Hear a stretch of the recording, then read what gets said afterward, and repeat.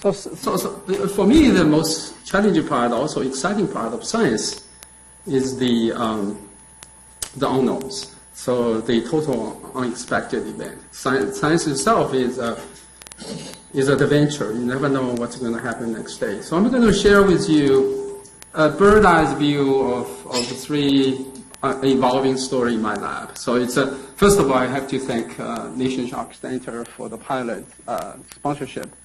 But as you can see, there's tons of information. It cannot be all sponsored by pilot. Do I have? No, I think I have to do this.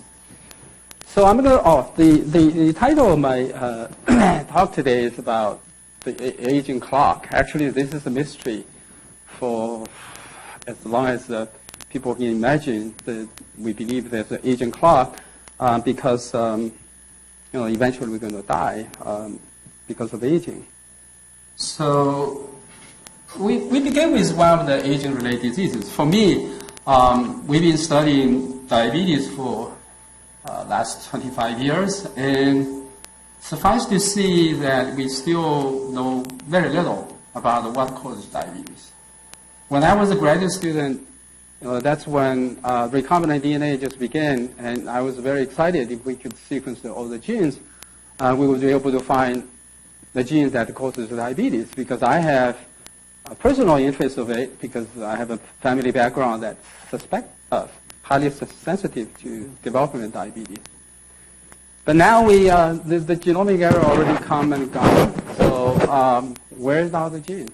So this is the latest review telling that we still literally know nothing about the common. Oh, what happened to my pointer? Oh. That's embarrassing. See why? Okay. So I'm going to go quickly because I don't want to keep you too long. So suffice to see that what really matters about aging is not about you live long life. It's living with dignity or graceful aging. Because when we get old, this whole family of disease come in a family. And they, exponential when we get older. They come in a group. Unfortunately, this happens with both men and women. If an old person, you can see that he or she would have hyperglycemia, inflammation, dementia, and other diseases. This is the correlation of three diseases all come together. This, I don't have to give too much introduction here. So the aging field is actually right now still in the, how can I say, Renaissance period, because we still don't know much about the aging. If we don't know much about the aging, how are we going to treat aging-related diseases? Right now, all the aging-related diseases, including diabetes, cardiovascular disease, neural cancer, it's all treated for symptoms. There is no, actually there's one disease, that's all aging. Because if you're young, you don't get those diseases. But we treat them as individual disease because we don't know much about aging. So the aging theory was proposed by many people. This is one of the aging theory most people know of, which was proposed by Daniel Hammond. He believed there's mitochondrial aging clock in the form of mitochondrial free radical damage to accumulated damage to mitochondria, DNA, protein, and phospholipid. This accumulated damage set us off to the development at the middle age of a whole family of disease, as I just mentioned. But we still don't know what is the primary cause for the whole, or what is turning this clock. Why at a certain stage that we are more susceptible to develop diabetes, cardiovascular, neural, and name it. Now, the ongoing research in the field actually pointing to the mitochondria still as the major cause of aging-related diseases. So Douglas Wallace has been giving numerous seminars to propose that the mitochondrial dysfunction is the primary driving force for aging, and then connect the aging with aging-related diseases. So he's a pioneer in the field. This is the work he done when he was probably a postdoc in the early 90s, or maybe he's running as a junior faculty anyway. So what he did, this is a very old northern blot. Nowadays people don't do this kind of thing anymore because you can sequence entire genome within a few hours. But anyway, this is the mitochondrial DNA. He do a restriction digestion. You can see that a group of young people, you can cut mitochondria DNA. They are linearized because there is no mutation. The site is preserved. But if you look at the bunch of old people, they no longer cut as a single band because the restriction site that's recognized by the enzyme is mutated. So you can see there's basically smear. So later on, he proposed this theory that this accumulation of mitochondrial DNA mutation, mitochondrial dysfunction at the threshold predispose us to every aging-related diseases. So now we realize that the common disease is not a Mendelian fashion. It's basically population genetics because mitochondria is a new invention in eukaryotic cells because it is not a single genome. Per mitochondria has a multiple genome. Per cell has from few hundred to few thousand mitochondria. So you can see that this population deterioration would reach to a threshold when we get middle age, and then we predispose us to every aging-related disease. It depends on how we preserve the mitochondria. Go ahead. So which tissue is that? This is very old papers, nucleic acid research. I can find out later. Probably skeletal muscle or heart. We just occurring all tissues. We just see well, mitochondria is the powerhouse for every tissue. So you would. The aging related, is kind of changed. Yes. So that's another mystery about the mitochondrial dysfunction. Mitochondrial dysfunction express different flavor in different tissue. For example, it predominantly affects the tissue that require high energy, like our brain, heart, and that's where we get into trouble. That's Alzheimer's disease and cardiovascular disease. But they're selective. The same mitochondrial mutation could not every tissue have the same symptom. So too much background. I'm going through this because I had to be quick. So recently, people did. This was published almost 2 years ago. They did direct swamp. You can swamp mitochondria from one mice that has sensitive obesity with another certain mice that's resistant obesity. When you swamp the mitochondria, the disease is being swamped. So that really speaks loud that mitochondria is really driving force for those aging-related diseases. As I said, the mitochondria itself is a new invention because it is a prokaryotic cell getting engulfed by eukaryotic cell. And it comes to our cell, it doesn't prepare for everything. Our eukaryotic cell have to invent everything to make sure that this little prisoner would work for us that without causing trouble. So what mitochondria ended up was that only expressed 13 genes. Those 13 genes, mitochondria become so lazy, everything relates to our genome. So genome produces every component. How those components going to come to assemble into mitochondria is a big unknown, right? So everything has to be transported. So this become a very exciting area in the last 5 to 10 years. So mitochondria turned out to be itself is regulated by a whole bunch of other organelles. The most important organelle is the ER, endoplasmic reticulum. ER actually wrap mitochondria in many fashion and flavor. So those are the contact sites being mapped out in yeast. This is ERMES, EMC, and Nichols, and more. So you follow the field, you will see that the ER mitochondrial contact play a pivotal role in regulating mitochondrial behavior. If we don't understand this, we're unlikely to understand mitochondrial dysfunction in aging and aging-related diseases. So here showing, I can show you, this is our own little movie. This is one of the movies taken by Kennedy. You can see this was basically taken within minutes. You can see the green is the mitochondria, the red is the ER. So if you follow the two, they dancing with each other. It was the ER that wrap around mitochondria, tell where mitochondria is going to divide. So this relationship, this contact is pivotal because I said mitochondria has to rely upon the genome, produce everything to transport in. So this contact is really transporting protein, lipid, and every other things a mitochondria need. So in recent years, actually this was almost, so Peter Waters' lab at UCSF mapped the first contact site. They called the ERMES complex. This ERMES complex actually turned out to be very important for transport of phospholipid, mainly cardiolipin and phospholipid. Those are mitochondria-specific phospholipid from ER to mitochondria. Okay, so this is the inner membrane. This is the ER mitochondrial contact site. ERMES is such a peculiar complex that it was regulating mitochondrial division, but it took last 5-7 years, 5 to 7. I think it was 09.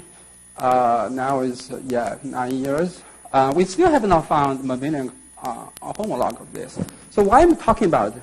Because if you knock out ERMES complex, the major defect was mitochondria deficiency of a few mitochondria-specific phospholipids, like cardiolipin and phospholipid. So what is the cardiolipin? Cardiolipin is the mitochondrial signature phospholipid. It comes with mitochondria.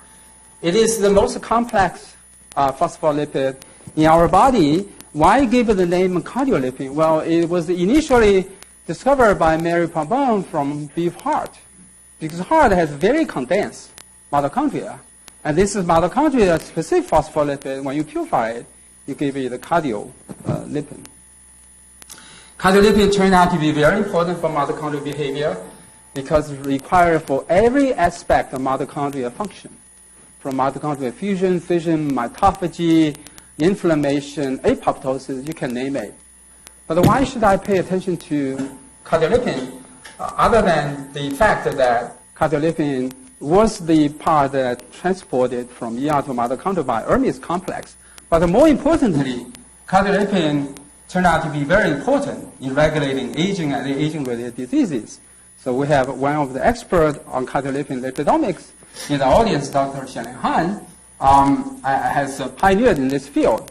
So cardiolipin actually has a peculiar feature. In metabolic tissue, it is dominated with one specific type of fatty acid chains called the linoleic acid. It has 18 carbon and 2 double bonds. This is the signature we call healthy cardiolipin, that every healthy mitochondria require this phospholipid to be fully functional. When we get older, this whole thing, I'm sorry, what's going on? When we get older, this whole thing changed.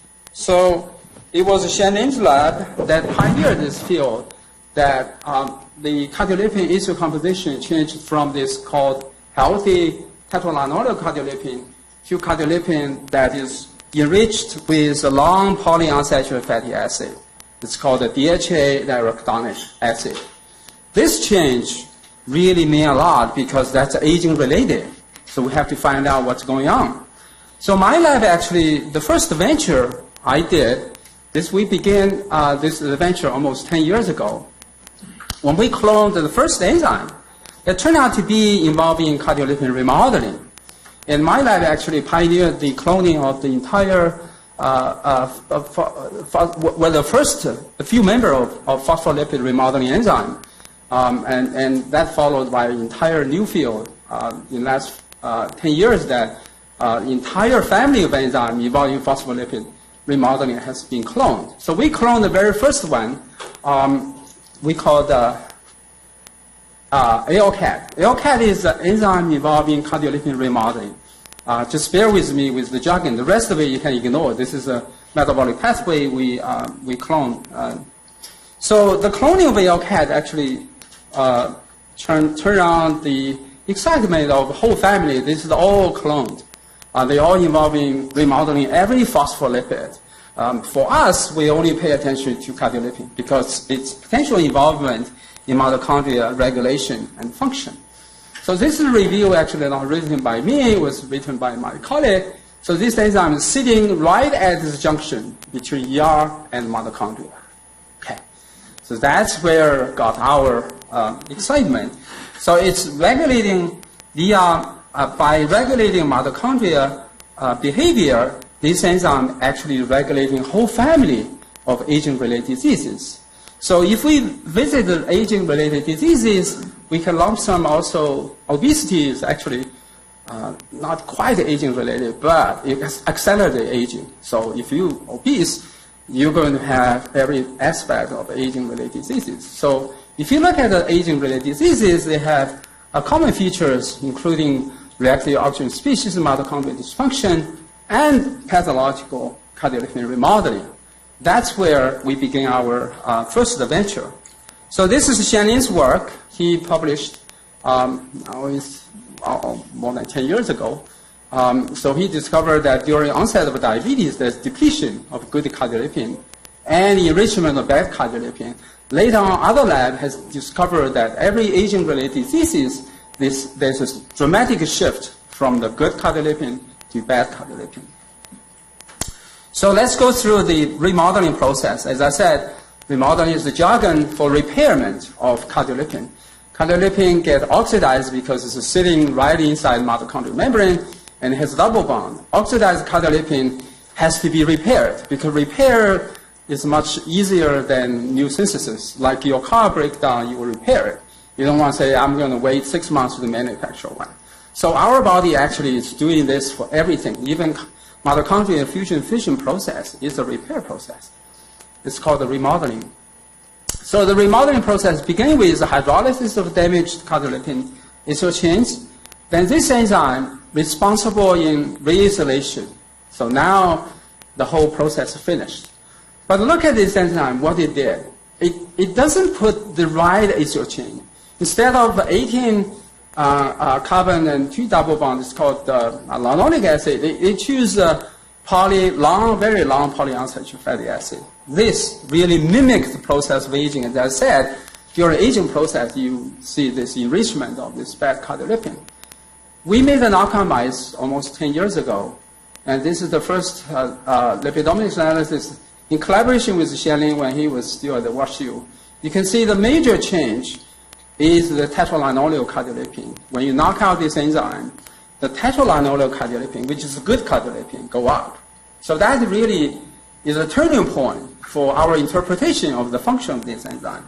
Because when we first cloned it, we thought this enzyme is helping our body recover because remodeling could be a good thing. But turned out to be not so. So that lipidomics data plus later on the functional study of the stable cell line. So this is a stable cell line overexpressed this protein, causes horrendous oxidative stress, and more importantly, make dilation, severe dilation of ER-mitochondrial contact site. As I said, this contact site is very important in regulating mitochondrial behavior, diffusion, fission, mitophagy. So this is the enlarged, this is the vector control, this is the overexpression cell line. You can see the ER-mitochondrial contact site called the mitochondrial associated membrane is dilated. I have to go through very quickly because I don't want to keep you for long. So this whole thing turned out to be mimicking the aging process because there's increased mitochondrial mutation rate, there's a depletion of mitochondrial DNA. And if you look at the knockout mice, it reverses it because this is a wild type mice, this is a knockout mice. You can see mitochondrial mutation rate go down, the copy number go up. This is the cardiac muscle. You can see mitochondria look much healthier in the knockout mice. So there we began a long journey through every aging-related disease. We have to learn everything from. So today we are kidney person, tomorrow liver person, day after tomorrow we heart person. We basically finished almost every aging-related disease. Showing here, this is obesity, diabetes, cardiomyopathy, fatty liver, diabetic renal failure, capacity atrophy. This is reproductive. Remember, reproductive aging is very, very like a milestone for ladies. That's called menopause. That we finished 5 different models of cardiomyopathy. Actually, all those is done after our lab relocated to Basha. So now I turn myself into a heart person. But I was heartbroken when my grade was reviewed, say, this guy is not a heart person. What that mean? I have 5 different heart models and all completed. So this is fresh from the cook. So because Beth just gave Alzheimer, so here we analyze the Alzheimer disease model. So this is the double transgenic plus knockout of ALCAT. You can see their behavior-wise almost completely restored. So this is the open field test. You can see this is the water maze. So this is under control condition. The knockout mice actually very inquisitive. They behave like my little toddler. You go to the water maze, they don't go to sit on the platform like wild type.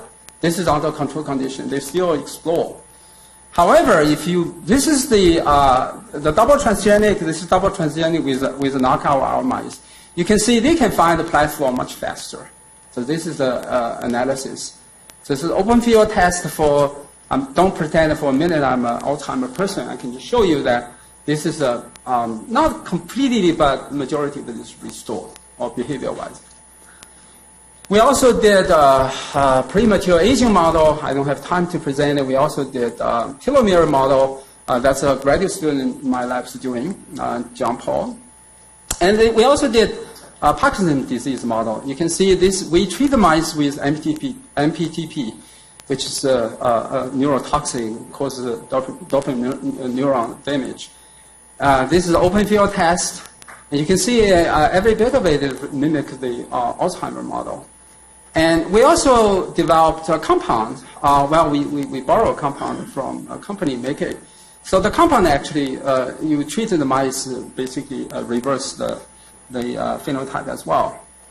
I'm missing something.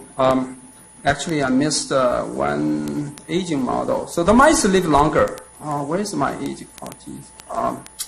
I'm sorry about that. So the mice live longer, live 20 to 25% longer. More importantly, those 3.5-year-old mice, their cardiac performance just like young mice. That's what most striking. I don't have time to share with you other data from that. So what's going on? Why is this such a big deal? Why is this thing just one gene that connecting aging with aging-related diseases? Then come to a story that from Mayo Clinic, they published this milestone paper that cellular senescence is playing a big role. And if you develop a transgenic mice model, induce a depletion of synaptic cell, you can make the mice live longer than they are resistant to aging-related diseases. So that's where we actually know for a long time that those mice, the primary cell isolated from those mice have delayed cellular senescence. We just didn't know that it's such a big deal. So we go back to visit our data. Those are yet published. This enzyme expression level induces during cellular senescence. You can see this is map cell. Passage 5, map cell go to senescence, no longer replicate. That's a mouse embryonic fibroblast. And you can see after that, ALCAT expression just pick up. The antibody is very clean. The knockout, their passage can be double or triple. In the term of smooth muscle cell, they are 10 times. They can live 10 times longer. So this is all related to mitochondria. The mitochondrial respiration is very similar at the low passage. By passage 6, the knockout mice actually remain at high respiration capacity, while the wild type MAF is already have decreased by 50%. If you go to the synaptic passage, which is 12, for both cell lines, they're very similar. So another question we ask is what's going on with the mitochondria? So we look at the mitochondria of the stable cell line that overexpress this enzyme. You can see mitochondria is in big trouble. It's fragmented. This is the AOCAT stable cell line. This is vector. So this gives us something to look on. So what causes this peculiar behavior? So we see there's a whole bunch of enzymes involved in mitochondria, fusion, fission, and mitophagy. So fusion-fission processes basically allow partially damaged mitochondria to get married and separate the damaged part, go through mitophagy. So in this way, mitochondria quickly recover by complementing the partially functional damage. So the fusion process is mediated by two mitochondria-specific GTPase called the mitochondrial fusion MFN1 and MFN2. In our stable cell line, you can see both enzymes depleted. If you look at the knockout mice MAF, both enzyme expression level is very high. That means the mitochondrial fragmentation could be caused by depletion of mitochondrial fusion protein. Indeed, you can do a complementation study. It's called mitochondrial fusion analysis. You can label your one pool of cell with green fluorescence targeted to mitochondria, and then another with RFP targeted to mitochondria. You can mix two pools of cell. Mitochondria when the cell fuse, the mitochondria also fuse. So if there is no fusion defect, you will see it's all yellow. So this is vector control. This is the AOCAT, stable cell line. You can see they cannot go through the fusion process. If you put back MFN2, everything comes to normal. So another stage of the mitochondria dysfunctional part is about mitophagy. So as I said, the partially damaged mitochondria go through this cycle of fusion and fission. The fusion allows the mitochondria to complement functional defect. And the fission part allows mitochondria to isolate it for repair. If not repaired, this would be easing life to go through mitophagy.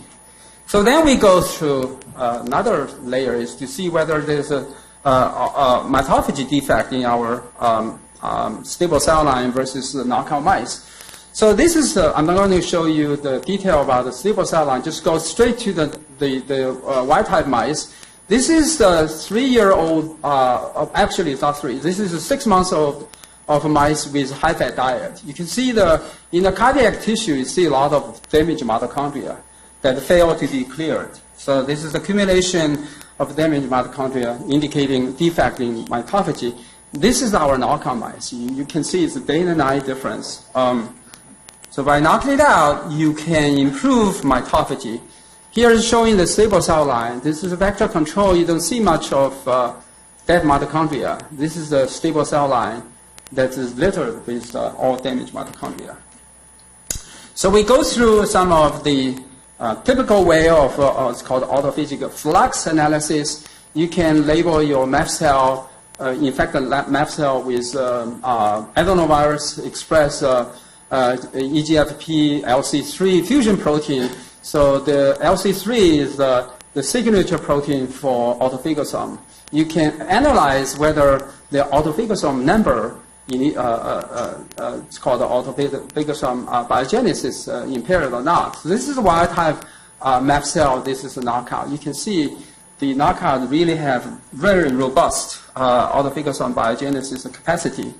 Next stage was the fusion of lysosome with damaged mitochondria. It's called the mitophagy, the final stage. If there's a normal process, you can see the lysosome, you can label with the lateral tract, and mitochondria. If they co-localize, that means it's mitophagy ongoing. Okay. The number of yellow puncta allow you to quantify how robust the mitophagy process is going on. This is the wild type MAF. This is knockout MAF. You can see there's no comparison. There's very few yellow here. There's plenty of yellow dots. I think my postdoc, Kennedy, also presented some similar data before. So here is our working model for this peculiar enzyme. we think it's controlling a key connection between aging and aging-related diseases. Oh, by the way, this enzyme is induced by oxidative stress in every aging-related disease. So that's why, by targeting it, you could attenuate all aging-related diseases. So this is our working hypothesis that oxidative stress induces our enzyme. Our enzyme screwed up the remodeling process, make cardiolipin dysfunctional, like an aging process, and then impair the mitochondrial fusion-fission mitophagy, then preset us for aging-related diseases. So it's a function as the clock, one of the clock. So we all dream about live young. I think in another 50 years, most of the audience is gone. That's a fact. I'm not cursing you. Actually, we don't think about it day to day, but eventually. So, if you get rich, you want to live forever. So the Google co-founders, they think they have $1 billion, they want to live longer, so they found a company called Calico.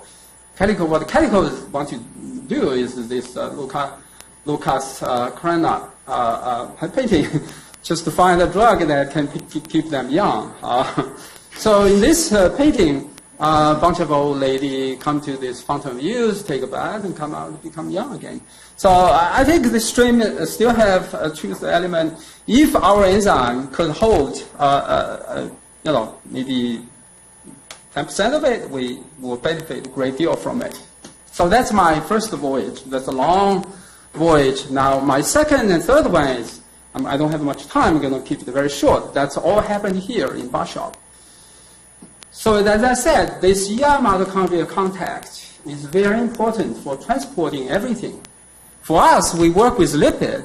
We could not even trace where lipid goes. It's very frustrating. So the labeling of DNA allow us to do the sequencing. So in the audience, whoever old enough can remember at the old time, we use the Sanger's method, radioactive method to label DNA, then we can run very big long gel for the sequencing. So the labeling of nucleic acid bring the genomic error. Without labeling, there's no genomic error. So the protein labeling bring another error. It's called proteomic error, because you can follow protein with the GFP, go where they go. So both get really big advance for the field. But lipid, there's really very little you can do about lipid. It's very sneaky. It goes everywhere. And lipid has multiple functions. It could serve as an energy storage source. It could serve as a membrane, signal molecule, and now lipid can regulate mitochondrial behavior, all those, but we cannot see them, where to go. So we are bold enough that start thinking this problem. So I can tell you that we're not 100% there, I think 90% there. We can literally label all the common lipids specific ways. Then we can monitor where they go. So all of a sudden, my lab became very busy using our confocal, make Nick crazy because the confocal microscope is always fully booked. Because all of a sudden, you can see a lot of stuff nobody can see. It's like the early stage of development. Somebody developed a telescope, you can see all the stars, and a microscope, you can see all the things moving. So now we can see lipid. I can show you this method is very specific. This is a labeling of phospholipidic acid. That's a lipid that goes to mitochondria and become the substrate to synthesize all the phospholipid.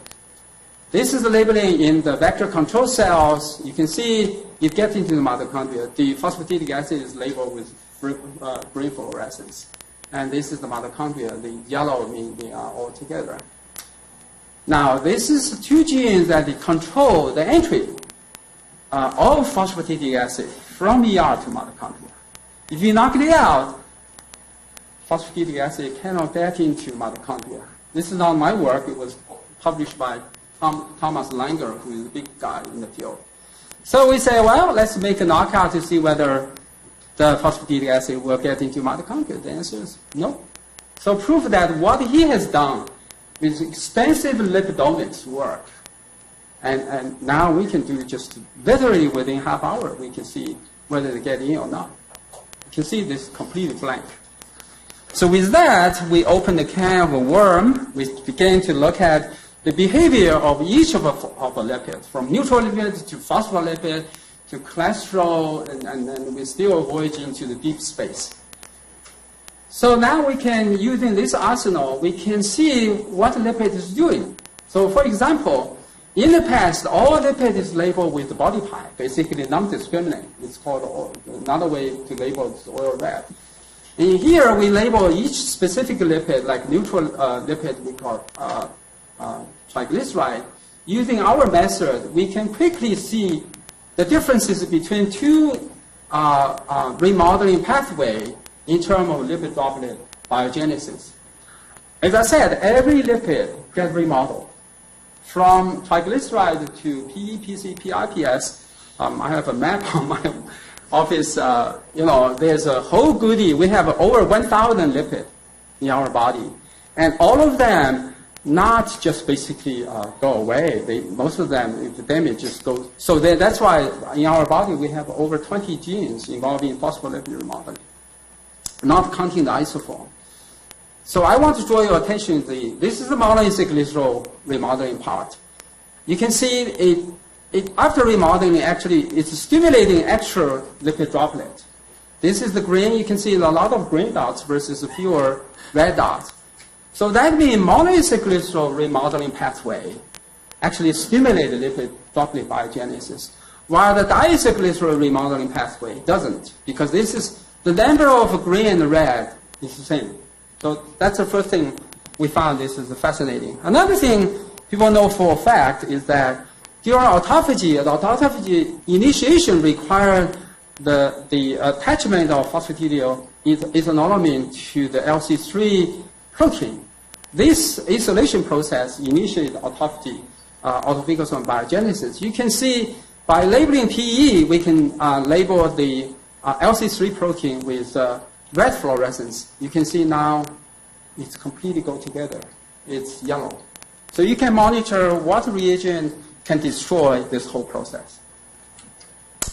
Cholesterol. We talk about cholesterol, and many times cholesterol go to mitochondria, and people say, why cholesterol go to mitochondria? I just don't believe you. Just show. So here is labeling of a mitochondria. This is labeling of cholesterol. You can rest for sure they go to mitochondria. And that will also give you a tool to monitor under what condition that you can manipulate the whole transport process. So now I'm going to bring you my third unexpected. With that method, we begin to screen every phospholipid for their traffic. One of the phospholipids turned out to be a total surprise to us. I'm going to show you this picture. So this is the mitochondria that is labeled as red, okay? And I'm going to show you the lipid. We treat with the lipid that is transport from ER to mitochondria. Within minutes, literally, mitochondria is gone. The cell is dead, okay? So this gives us actually a lot of excitement, because in the past, I always admire the C. elegans people, the yeast people, because they can use synthetic lethal screen. They have genome-wide screen. Yeast people got, the whole pathway by draining the swamp. And most of us in the mammalian system doing the fishing, just catch individual fish, because we don't have a good way to do the genome-wide screen. Now with this little guy, and plus the shRNA or the CRISPR RNA library, allow us to capture every protein that involving ER-mitochondrial contact and transport of phospholipid into mitochondria and the cell death. Because the whole process begins with this lipid is so toxic, it gets to mitochondria, the mitochondria become fragmented, then God died. So we developed genome-wide screening, and I basically every night after dinner, I stare at the whole list. We have over 1,000 genes, literally capture 3 classes. One is the involving apoptosis, because the cell die. So if you kill apoptosis gene, they don't die. That's the least interest to me, because we are not apoptotic lab. So even though we have a paper need to write up about this peculiar behavior. The second group of genes is involving transport. because this whole thing has to be transported to the mitochondria to cause this lethal phenotype. And third group of gene, this group of genes, the transporter is our most prize catch. And we were amazed how many smart people were digging holes into our pool. Actually, a lot of the play, like right now, this issue of Nature that's called RAP7, that regulating mitochondrial fission, is a Nature letter, is in our pool. When I saw that, I told June, I said, Jesus, there's so many people already dig out the gold nugget from our whole pool. We got to move fast to characterize them. But there are surprises. I won't be able to share with you because this is still evolving story. The third class of gene were calcium channel, because before mitochondria die, they've been poisoned by ER, just pump all the calcium in. So in the past, if you clone a calcium channel called a uniporter, you get a Cell of Science Nature paper. But now we have a whole family of them in our pocket. So, as I said, I begin with the introduction saying, science itself, the most attractive part to me, and also share with my people in my lab, is adventure, that you never know what you're going to get tomorrow. So that's what we've gone through. I think I'm very excited by the third adventure. I probably will never retire because I don't know how long to really screw up all the regulator of ER-mitochondrial contact. So I'm going to acknowledge that the work, or what I presented is part of our mitochondria-centric story. And other trainees are working on other projects. So the project beginning with Jia Li, now is a professor in China, and Xiao Lei are the early people, and later on joined by Yuguang, now is a professor in China. Then June has been a faithful follower of me, has followed me all the way from Penn State here. Where's June? June's here. He is phenomenal. He has over a dozen papers to get published. I'm indebted because I don't have time to write up in writing all the grant. So this is my lab here. And Kennedy is a wonderful guy in terms of confocal. If you cannot do a difficult confocal, he will help you do that. And we have also talented graduate student, JP, has done remarkable work with the chase of well, I have another story I didn't share with you. I thought it was a byproduct, currently in review by Nature for the tour story. And we would like to thank again the Nathan Shock Center for the pilot grant, and our collaborator all over the world, NIDDK, ADA, and the Bar Syndrome Foundation. Oh, I have a story about saving the Bar Syndrome kids because Bar Syndrome is a disease that caused by defective cardiolipin remodeling. By knockout our enzyme, at least in mice, is completely rescue this Bar Syndrome phenotype. So we were lucky enough, we were given one of the two lab developmental award last year. So I'm really thankful for the Bar Syndrome Foundation as well. With that, I'm open for questions. Thank you.